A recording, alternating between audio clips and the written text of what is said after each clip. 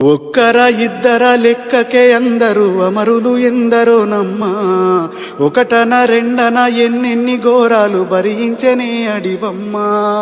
ఒక్కరా ఇద్దరా లెక్కకే అందరూ అమరులు ఎందరోనమ్మా, ఒకటన రెండన ఎన్నెన్ని ఘోరాలు భరించనే అడివమ్మా. పల్లె తల్లిని వీడిన వాళ్ళను పావురంగా పెంచుకుంటది, కన్న తల్లిని మరిసినోళ్ళను గావురంగా సాదుకుంటది. న్యాయమొక్కటే రక్షించమంటూ ఉద్యమాన్ని నూరిపోస్తది. పురిటి నొప్పుల తల్లి కన్నా అడవి తల్లి మనసు గొప్పది. బాధ్యతల్లో తండ్రి కంటే అడవి తల్లి పాత్ర పెద్దది.